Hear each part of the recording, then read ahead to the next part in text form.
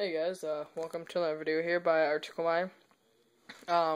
So I hope the video quality on this one is a little bit better than it was last time. Right now I'm using my HD camera. This is my normal camera that I use. It's mostly for pictures. It's a gotta love HD autofocus. This is a Kodak EasyShare Z740. So it works. I mean, for what I use it for. Still getting used to the HD quality. I mean, it's kind of weird. Everything looks so bright when I use this. It's like, I don't know, it's super dark. This is actually a lot darker than it looks right now. You can see it just takes the light right down, but there's my spotlight right there. You know, it lightens everything up with the HD. You can actually just see everything. And then this actually has autofocus on it.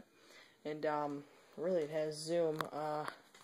See over there my Losi box, and now if I just zoom in a little bit on it, you can read what's on it. The autofocus just kind of does everything for you. So that's real cool. But yeah, this is my normal camera that I use. This is only a 5 megapixel camera. So just runs off AA's and whatnot. So right now I'm using my phone. It's actually my dad's phone, not gonna lie, but that's why the other day I didn't have it. My dad was at work, so obviously he's going to take it with him. So, usually whenever I have access to my HD camera here, I'm going to start using this. So, it's got 1080p on it, so you guys will definitely be getting some sweet HD video.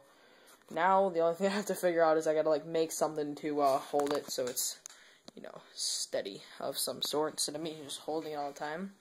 So, anyway, I'm not selling the Losi anymore unless somebody offers me $1,000 for it. That's with shipping and basically everything that I have for it. Probably about $1,000 or maybe even a tad bit more. It just depends. I've got money in this, you know, and I've got parts for it. It's got 2 engines with it, you know. Yeah, so it's quite a thing. So anyway, right now what I was going to do is I was going to do a video here on how to change your shock oil or disassemble a shock.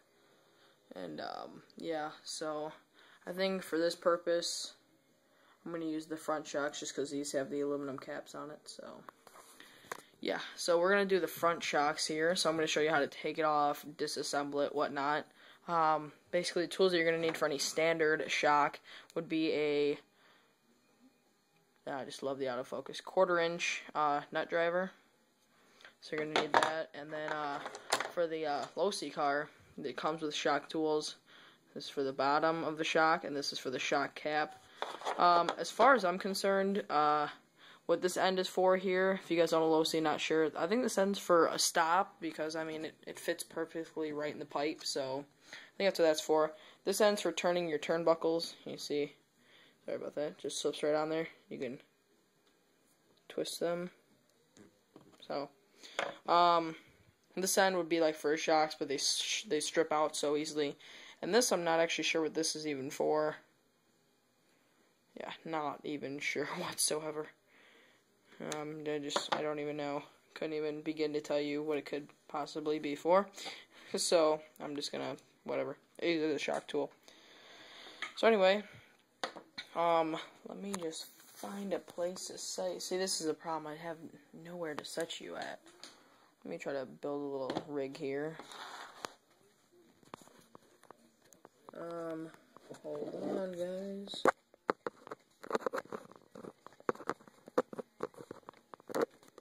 Okay. That's gonna have to work for now. There we go. That's just about perfect until I figure out how to make a little makeshift little thing here. Yeah, so this is going to have to do. So anyway, so what you want to do is you want to take your wrench here and just start taking off the top bolt. It's not hard, just takes a little bit of pressure to get it over the shock cap. And once it's over the shock cap, you can see, you can just twist it by hand.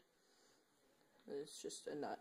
And then before you start ripping stuff off, there is a small gold washer on here. So, yeah. Just put that in a safe place somewhere where you're not going to lose it. And now on the bottom, there is a hex nut. Let's try out the zoom here. Oh,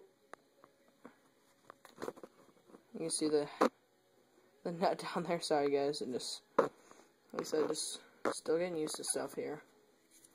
So you're gonna take that out. That might take a lot more time, I guess. So I workshop's just filled with stuff right now. I haven't had time to do much to it. So this is gonna be it might be edited a little bit. I'm not sure.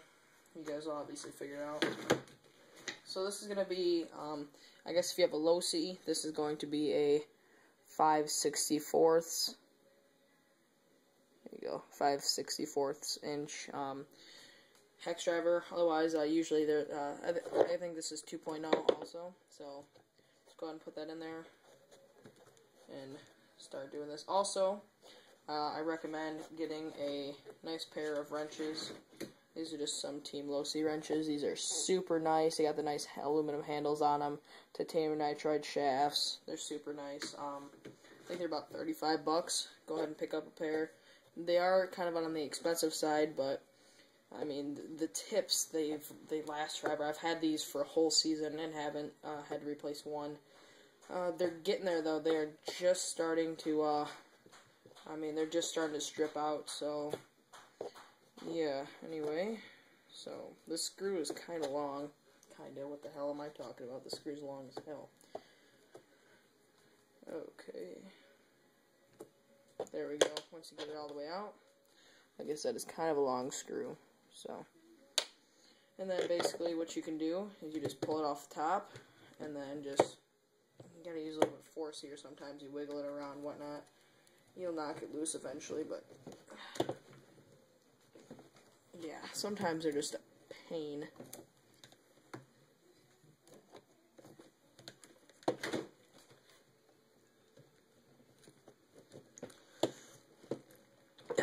Okay, this one's obviously going to be a jerk. I could say Jew, but there might be Jewish people watching my channel. You never know. So sometimes it's just better just like take the thicker one that you have, jam it underneath there, and just pry it up. Oh yeah. Come on. Oh, I didn't expect this to happen on me. But, you get it. There we go. Like I said, just takes a little bit of work. So I'm going to take the bar off the bench here. Or table, whatever you would like to call it yourself. Okay, you really don't need much tools anymore, just your two shock tools.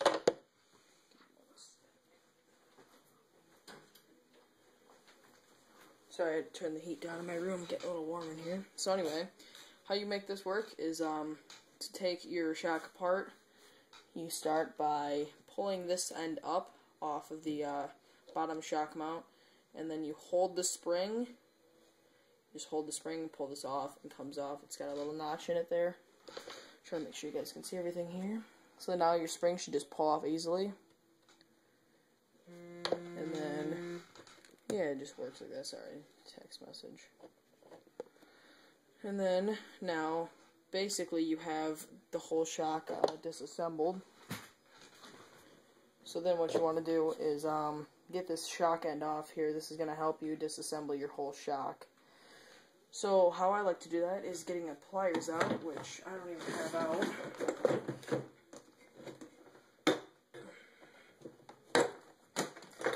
So just get a pliers. This really isn't going to hurt your shaft. Some people may say it is, but it isn't. I really don't mind. I have extra shock shafts. Sometimes people put tape around their pliers, and that doesn't give you a firm grip, so I just do it this way. Just basically put the end of the shock or the shock rod in a grip. Put it toward the end, so the end that usually doesn't go inside the shock most of the time. And then I like to just take an Allen wrench, stick it through the eyelet hole, and just twist. You gotta have a nice firm grip on the end of the shaft though, so it doesn't spin. Then once you get it loose enough, you can just loosen it by hand. And there you go. Usually you just wipe all the dirt away. And there's usually maybe a few little scratches on there, but I mean, nothing that you can even see. Focus you. Yeah, well, it's not focusing on me. It's being a Jew. Anyway, so after you got your shotgun off, again, just put that with all your other equipment, or your parts, my bad, equipment, what am I talking about? So anyway, now this is where your circle piece, your circle tool comes in handy. You see at the bottom of the shock there, they have all these little notches around, so all the way around there. This tool has little notches on the inside there, you can see them. So basically just take your tool and slide it on up there, twist until it locks in, and then you'll feel it lock. It just won't turn anymore. Sorry guys, I'm going to angle you up just a little bit more. There we go. So it's just not going to turn anymore. Then you want to take your other shock tool and just place that right through the cap.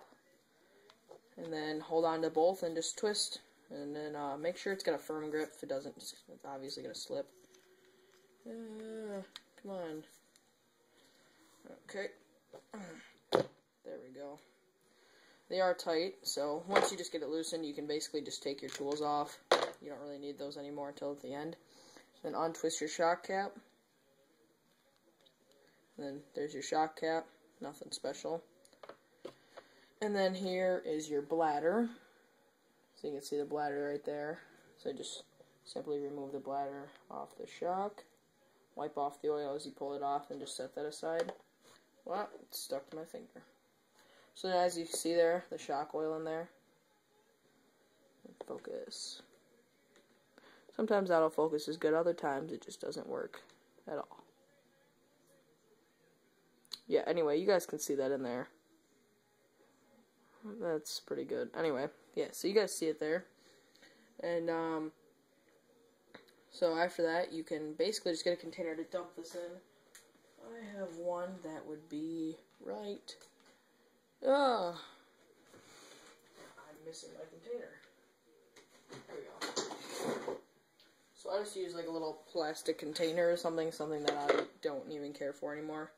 You can just dump all the oil out and just move the shock end up and down a few times to get all the oil out of there. And then you can just basically push the rod end all the way through and you'll see it pop out.